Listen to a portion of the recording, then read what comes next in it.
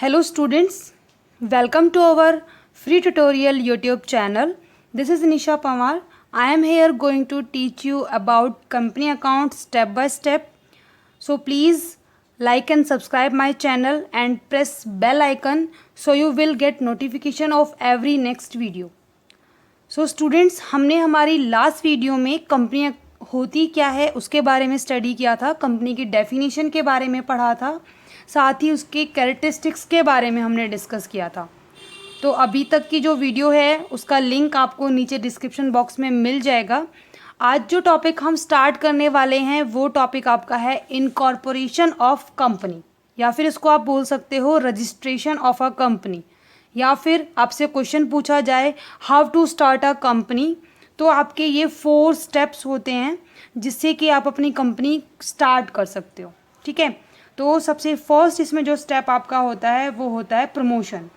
तो सबसे पहले आपको कंपनी स्टार्ट करने से पहले उसका प्रमोशन करना होता है, और आप इसके लिए कुछ लोगों को इकट्ठा एग्री करते हो, या फिर कह सकते हो कि आप उनको इकट्ठा करते हो जो कि आपके बिजनेस को के प्रमोशन का काम स्टार्ट करते हैं, और जो लोग ये काम करते हैं उनको हम बोलते हैं प्रमोटर्स।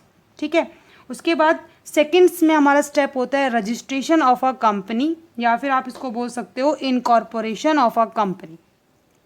इसके लिए हमें क्या करना होता है, जो हमारा कंपनी एक्ट 2013, आपका जो कंपनी एक्ट है वो है आपका 2013। जैसे कि हमारी पार्टनरशिप में पार्टनरशिप एक्ट 1932 था, ऐसे ही आपकी जो कंपनी एक्ट है वो है कंपनी एक्ट 2013। तो इसके अकॉर्डिंग आपको क्या करना होता है, आपको सबसे पहले जाके आपका जो मेमोरेंडम ऑफ एसोसिएशन होता है। अब मेमोरेंडम ऑफ एसोसिएशन क्या है, जैसे पार्टनरशिप में आप लोग पार्टनरशिप डीड बनाते हो ना, ऐसे ही कंपनी में आपको मेमोरेंडम ऑफ एसोसिएशन बनाना होता है, जिसमें कि आप अपनी सारी कंपनी की इंफॉर्मेशंस डालते हो, साथ ही आर्टिकल ऑफ एसोसिएशन, उसके बाद consent of first director to act as a director, जो आपकी कंपनी के डायरेक्टर के रूप में काम करेगा उसका कंसेंट फॉर्म आपको बनाना होता है, और एक डिक्लेरेशन। ये 4 जो आपके डॉक्यूमेंट्स हैं क्या क्या, सबसे first memorandum of association, article of association, consent of first director and a declaration. ये सभी आपको जाके कंपनी रजिस्ट्रार को सबमिट कराने होते हैं, जिससे कि उसको ये लगना चाहिए कि आप एक बिज़नेस स्टार्ट कर रहे हो एज अ कंपनी। ठीक है, और अगर आपके सारे डॉक्यूमेंट्स ठीक होते हैं तब वो आपको सर्टिफाइड करेगा कि आप एक कंपनी स्टार्ट कर सकते हो। इसके लिए आपको एक सर्टिफिकेट ऑफ इनकॉर्पोरेशन, या फिर बोल सकते हैं सर्टिफिकेट ऑफ रजिस्ट्रेशन, वो इशू करेगा, जिसके बाद आपकी कंपनी एग्जिस्टेंस में आ सकती है। ठीक है, उसके बाद थर्ड हमारा स्टेप होता है कैपिटल सब्सक्रिप्शन। तो कैपिटल सब्सक्रिप्शन का क्या मतलब है कि आपको अपनी कैपिटल डिसाइड करनी है कि आप अपनी कंपनी की कितनी कैपिटल रखना चाहते हो। जितनी आपकी कैपेसिटी होती है आप उससे एक्स्ट्रा ही इसमें रखते हो, क्योंकि देखो इन फ्यूचर ऐसा हो सकता है कि आपका बिजनेस बहुत अच्छे से चल जाए, आपकी कैपिटल ऑटोमेटिकली इतनी इंक्रीज़ हो जाए। तो एक लिमिट होती है कि भाई इस लिमिट तक हमारी कैपिटल इंक्रीज़ हो सकती है, तो वो आपको सब्सक्राइब कैपिटल अपनी रखनी पड़ती है। ठीक है, और उसमें से अब कंपनी में क्या होता है, हम लोग अपने शेयर्स पब्लिक को इनवाइट करते हैं, पब्लिक उनमें से हमारे शेयर्स खरीदती है, और फिर जो कैपिटल हमें मिलती है उससे हम अपना बिजनेस चलाते हैं। ठीक है, तो आपको 90%, कम से कम 90% शेयर्स का आपको पब्लिक को सब्सक्रिप्शन देना होता है, उनको शेयर इशू करने होते हैं। ठीक है, तो ये सब काम हमें करना होता है, और ये सारा काम आपको आपका जो सर्टिफिकेट आपको मिला है बिजनेस स्टार्ट करने का, उसके 180 डेज़ के अंदर अंदर आपको करना पड़ता है।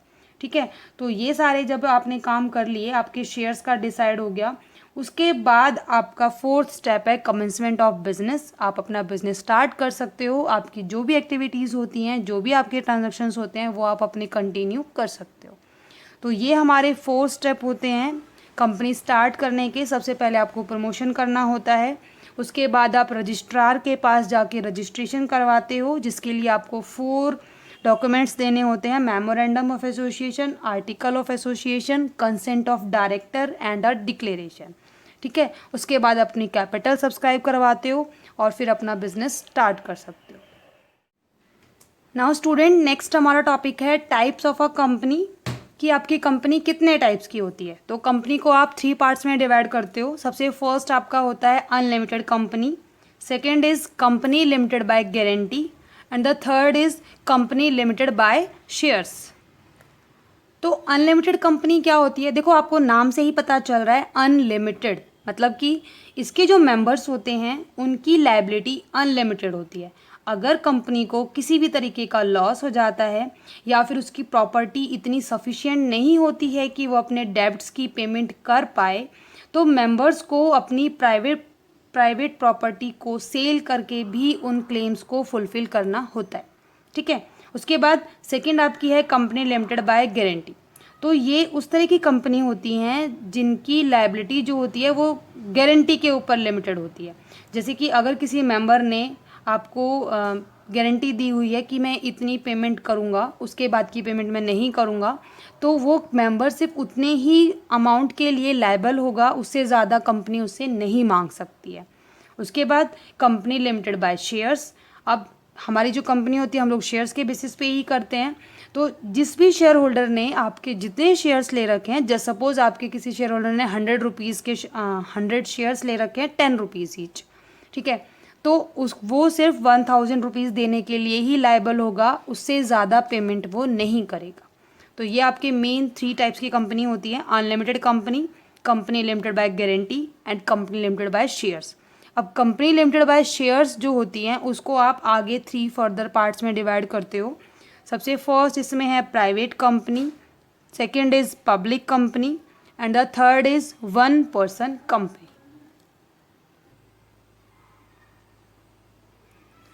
तो प्राइवेट कंपनी क्या होती है कि सबसे फर्स्ट इसकी जो कैरेक्टरिस्टिक्स है वो है restricts the right to transfer it shares.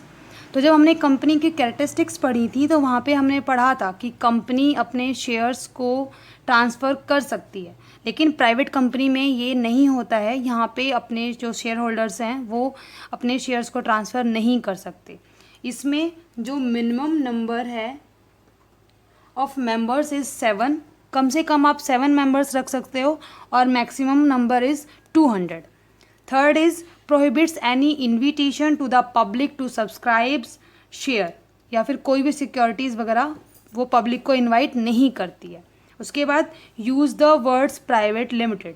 ये जो कंपनी होती है इसको अपने नाम के पीछे प्राइवेट लिमिटेड वर्ड यूज़ करना होता है। ठीक है।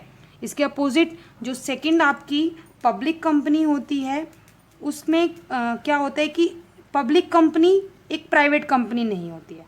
मतलब जो भी फीचर्स आपकी प्राइवेट कंपनी में हैं उसमें से एक भी फीचर्स आपकी पब्लिक कंपनी में नहीं होगा। वो अपने शेयर्स को ट्रांसफ़र कर सकती है, वो अपने मेंबर्स की जो नंबर है मिनिमम उसमें भी 7 होते हैं लेकिन मैक्सिमम अनलिमिटेड होते हैं। उसके बाद ये अपने जो पब्लिक है उसको इनवाइट करती है अपने शेयर्स परचेज़ करने के लिए, और यहाँ पे कंपनी को अपने नाम के पीछे लिमिटेड वर्ड यूज़ करना पड़ता है। सिर्फ लिमिटेड वर्ड यूज़ करती है, ये प्राइवेट लिमिटेड वर्ड यूज़ नहीं करती है। ठीक है। वन पर्सन कंपनी क्या होती है कि देखो इसमें आपको नाम से ही मेंशन हो रहा है कि वन पर्सन कंपनी, कि एक सिंगल पर्सन इस कंपनी को चलाएगा, इसके और ज़्यादा मेंबर्स नहीं होंगे।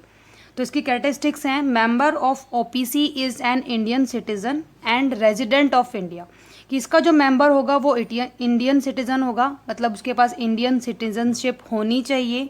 साथ ही रेजिडेंट इन इंडिया का मतलब है कि जो भी पर्सन है वो इंडिया में रहे 182 days immediately preceding 1 calendar year, मतलब जो आपका अभी प्रीसीडिंग ईयर चल रहा है उसके अंदर वो कम से कम 182 डेज इंडिया में ही रहा हो, तो हम उसे बोलेंगे रेजिडेंट ऑफ इंडिया। उसके बाद सेकंड आपका है one person can form only one OPC, एक पर्सन एक ओपीसी चला सकता है। And third is it's paid up share capital should not exceeds ₹50 lakh. अब पेड अप कैपिटल क्या होती है, तो देखो अभी नेक्स्ट वीडियो में हम लोग शेयर कैपिटल के बारे में स्टडी करेंगे, तो वहाँ पे मैं एक्सप्लेन आपको करूँगी कि पेड अप कैपिटल क्या होती है। ठीक है। तो जो इसकी पेड अप कैपिटल है वो 50 लाख रुपीज़ से ज़्यादा नहीं होनी चाहिए। And the fourth point is average turnover of 3 year should not exceed ₹2 crore. उसका जो 3 इयर्स का जो एवरेज टर्नओवर है वो 2 करोड़ रुपए से ज़्यादा नहीं होना चाहिए, and for business purpose only. और अगर आप एक कंपनी 1 पर्सन कंपनी स्टार्ट कर रहे हो तो वहाँ पे आपका जो पर्पज़ है वो सिर्फ बिजनेस होना चाहिए, ना कि आप सोशल वेलफेयर के लिए काम करोगे। अगर आप बिजनेस पर्पज़ के लिए काम कर रहे हो तो ही आप 1 पर्सन कंपनी ओपन कर सकते हो। और आप फ्यूचर में चाहो तो अपनी 1 पर्सन कंपनी को पब्लिक या प्राइवेट किसी में भी कन्वर्ट भी कर सकते हो। तो इसके लिए आपको कम से कम 2 इयर्स आपको ये 1 पर्सन कंपनी अपनी चलानी है। साथ ही जो आपका पेड अप शेयर कैपिटल है वो आपकी 50 लाख से ज़्यादा हो जानी चाहिए, और आपका जो टर्नओवर है वो 2 करोड़ रुपीस से ज़्यादा हो जाना चाहिए। मतलब देखो ये तो इसकी लिमिट है, 50 लाख कैपिटल है तो वो 1 पर्सन कंपनी है, 2 करोड़ का अगर टर्नओवर है तो वो 1 पर्सन कंपनी है। लेकिन अगर इससे ज़्यादा आप एक्सीड कर जाते हो और आप कम से कम 2 इयर्स तक बिजनेस कर लेते हो तो आप 1 पर्सन कंपनी को पब्लिक और प्राइवेट किसी में भी कन्वर्ट कर सकते हो। ठीक है, तो ये हमारे टाइप्स थे कंपनी के। आज हमने स्टडी किया how to start a company and types of company. ठीक है, तो अगर आपको इन दोनों टॉपिक्स में अगर कोई डाउट है, आपको नहीं समझ में आया है, कुछ भी अगर कोई डाउट है आपको, तो आप हमारे कमेंट सेक्शन में कमेंट करके पूछ सकते हैं। नेक्स्ट वीडियो में हम लोग हमारे शेयर्स के बारे में डिस्कस करेंगे कि हमारे शेयर्स क्या होते हैं, कितने टाइप्स के होते हैं, हम उनके बारे में डिस्कस करेंगे। Thank you.